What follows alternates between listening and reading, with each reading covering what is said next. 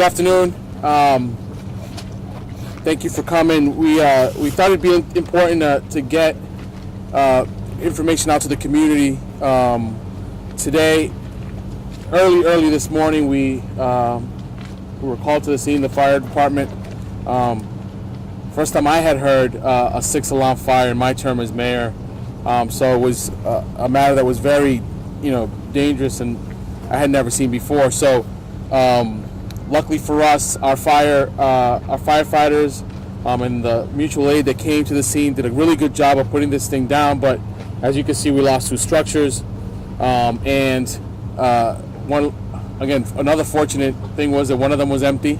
That was a new construction, but one of them was not, and it displaced some families, and we're in the process of making sure that they're all set. But at the end of the day, everybody was safe.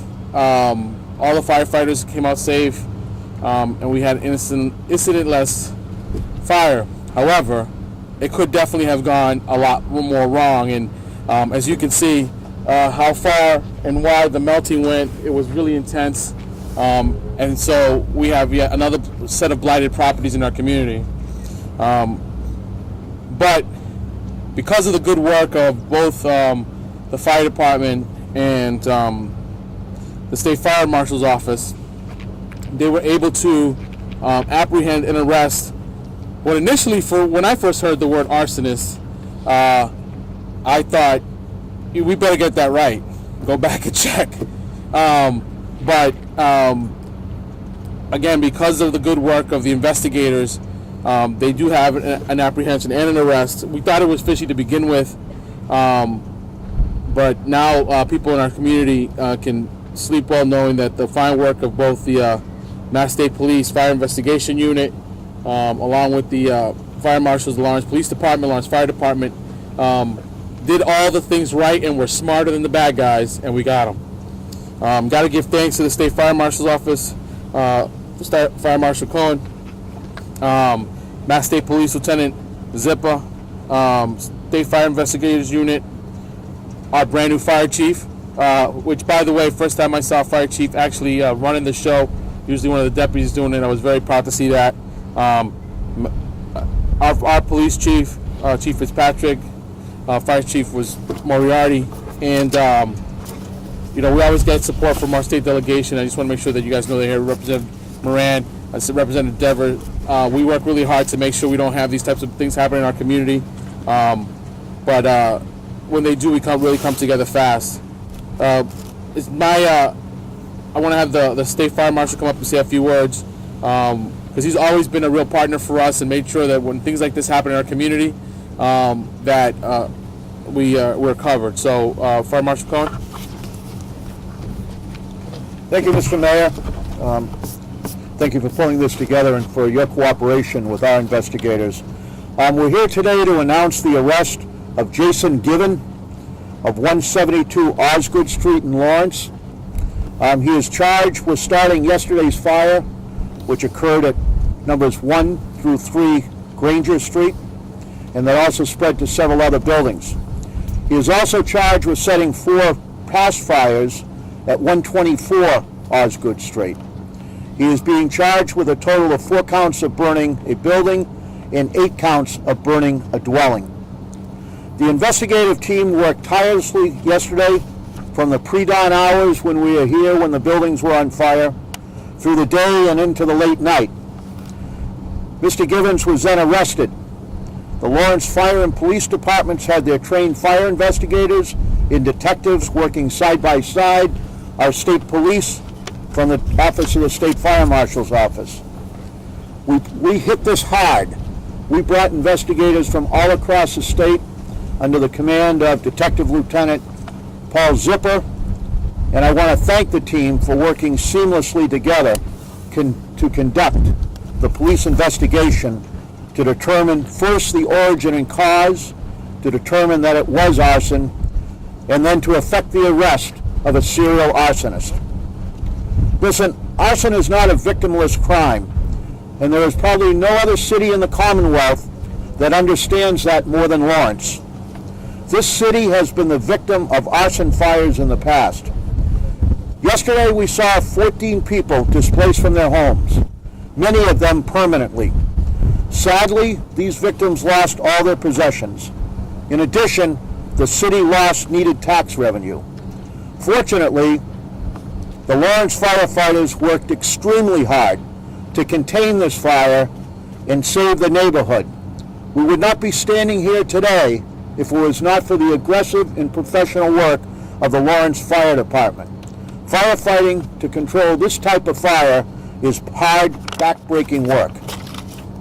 The worst part of an arson fire, or serial arson fires, is the fear and anxiety it creates in the community. As the mayor said, the people of this neighborhood should sleep a little easier tonight, knowing that someone has been charged and is taken off the street. Coincidentally, this is Arson Awareness Week, designated by the U.S. Fire Administration and recognized throughout this country. It's been an extremely busy week for us across the Commonwealth with our investigators. In addition to numerous wildfires and structure fires that some are ongoing at this time, we also were able to charge an individual with an arrest of a major fire that occurred in the city of Gardner at a abandoned factory, a furniture factory. Again, I want to close by commending the work of the members of the investigative team, and due to the nature of this being a criminal investigation, anything more definitive and specifically in regard to this case will be released from the district attorney's office moving forward. Thank you. Mr. Mayor?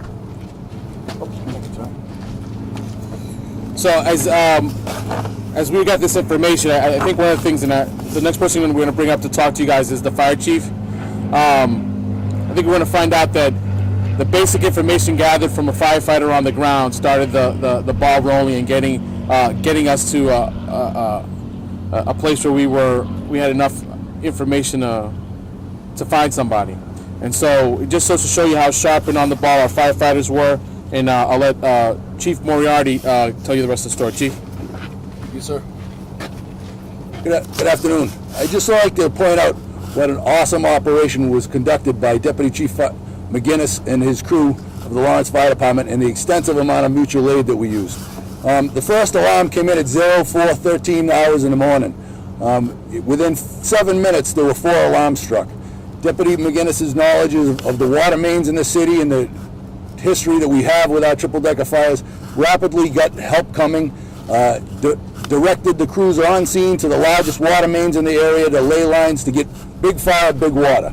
I would like to thank him and his crew, Group 3 that worked, as well as the mutual aid companies from Andover, North Andover, Methuen, Haverhill, Dracut, Middleton, North Reading, Lowell, Tewksbury, Salem, Billerica, Danvers, Reading, and Wilmington who all assisted us.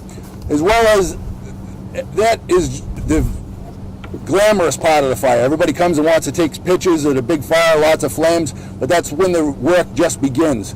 The people that you don't usually see are the fire inspectors who very unassumingly walk around and start to begin their investigation. They take pictures, look at the scene, start putting the interviews together with the firefighters. What did you see when you first got here while it's fresh in your mind? And for that, I'd like to thank Lieutenant Macaron and Firefighter Sanchez of the Lawrence Fire Department who are standing behind us here today. They immediately called in the state police and the fire marshal's office, and together the teamwork was incredible. The police department also, in the initial phases of this not the investigation, but the attack, the first officers on the scene started entering buildings and waking people up and getting them out. On arrival, the first fire building, the foundation that is left, the triple-decker behind us in the garage were already on fire. As you can see, those are the only buildings that actually burnt down. The firefighters kept it to that. The other buildings are damaged, but they are still occupied. People went back in their homes the next morning. True teamwork. We even had the water department working as they brought a backhoe over to help the investigators dig out the foundation. Teamwork was the best in the city that I've seen, and I hope it continues. Thank you very much.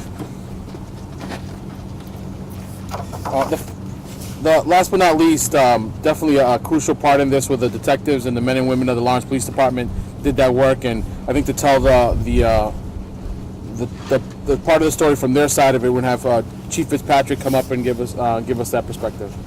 Chief. Good afternoon, Chief James Fitzpatrick, Lawrence Police Department. I'm here to speak to you about a fire that, as you can see, the results of that behind you. It was a culmination of several public safety agencies working together from the outset of a large fire, along with the Lawrence Fire Department, Lawrence Police Department, and the Lawrence Auxiliary Police Department. We contained the conflagration as best that we could. Also, I'd like to make mention that this was an effort of different public safety and other agencies coming together in an investigation, getting different pieces of the puzzle, connecting the dots, and coming together to make a timely arrest, to take an arsonist off the street, and keep the neighborhood and the city safer. Thank you. We'll take some questions now, but just know, I mean, as you know, this is an ongoing investigation. The district attorney's office is going to be the place of record for any of the real facts that are before you. But I think we could take some questions. What led you to the suspect? Was he here as a spectator, or a lot of times these guys sit around and watch? There was, again, it was based upon some old-fashioned police work, some forensic evidence, connecting with some surveillance footage in the area, helped put everything together. So was he convicted in these prior arsons? No, those are connected. Those are more recent arsons that today he'll be arraigned on all those charges. Those are more recent arsons. And sources tell 7 News that he confessed to his crime. Can you comment on all of this? No, I can't comment on that at this time. Chief, did he know any of the people in any of the locations where these fires happened? Did he know anybody here or the other 4? Or? Not to my knowledge. Did you find any accelerants on them at all, or? I can't speak specifically to that. Can you talk a little bit about the other fires that he will be charged in that Marshal was sort of talking about? Just want to be clear how many different fires there were. Is it just one on the building? Multiple buildings? Different buildings. How many different buildings? I think it was 4. 4 at the 124 Osgood. Okay, so they got multiple buildings on that property. Correct. And we go to so many of these things, and thank God no one was hurt. I mean, that's the important thing, and obviously a big relief on your end. But do you think that was his intent, or was he just doing it for the thrill? I can't speak to his frame of mind. Again, we leave that to psychologists. You know what? Can I? But I just to tell you this on this piece. It was an empty building, this one, and so he might have thought there might not have been any harm to it. But clearly, the impact of the surrounding houses is evident, and there were a whole families in the building next to it that ended up being devastated. And so I think that regardless of what his state of mind was, I think this just goes to show you how really dangerous this activity was, and as to what led us to the person. I would just go back to say the police force and the fire department in Lawrence, along with the state police and their partners, they get to work and they get the job done. And it's if you think you're going to be smarter than these guys, you got nothing coming. And I get to brag about them because I had nothing to do with it. But when you get that word that hey, there's a 6th alarm, and then you come in and totally under control, then you get the word that hey, maybe we have an arsonist, and you're like, oh my God, that's crazy. And then they tell you, hey, we got him. So the story doesn't always end that way. Sometimes we have an arsonist, and then now it's a 5-month story till we find the arsonist. But these guys took what they found on the ground, footage and conversations, piecing other investigations together, when very easily could have been overlooked. Marshal Code, you used the term serial arsonist. Why did you use that? We define a serial arsonist who is engaged in multiple fires. And clearly, as this individual is being charged, he's being charged for lighting multiple fires. So that is the clear definition, or within our terminology, our vocabulary. There could be more. the investigation is ongoing, and I don't think that at this point we'd make further comment to that, other than it is an ongoing investigation, and we'll see if there is evidence that leads us in any other direction than where we are today. Can you tell us a little bit about that fire 124 Osgood, the other fire that he's been charged in? Is it when was it? Multiple family dwelling? Whatever particulars you can give us about it. All I can really indicate to you is that there were 4 fires within that one structure over a period of time. I don't have with me the actual dates and times. I don't know if the Lawrence police do. Can you talk about that? Do. What that structure was? The structure at 124 Osgood is a multifamily home. It was lit 4 different times, 2 of them within the last 2 months. The other 2, I am unfamiliar with the dates off the top of my head, but they were all within the last year. Was there any serious damage to it, Chief? Yes, it's a seriously damaged home. It's not It occupiable. had been occupied after the first fire was unoccupied. Was it It was an occupied home. It is unoccupied at present. Has been since But in the between first the fire. fires, I think they got back in. No, they didn't. They had not gone back in. But just I can follow you up. Lieutenant Zipper gives me July and December of 14, and 2 fires in March of 15. How many units was it? 2? 3 unit? 3 unit. I think 3 unit. Anything else? So not just because she's being charged with those fires and this one here. Yes. That's correct. And what was the total count? Can you just repeat the counts, the charges that he had? 8 counts, 4 counts? Yeah. There was 8 counts. Yep. 8 counts of burning a dwelling and 4 counts of burning a building.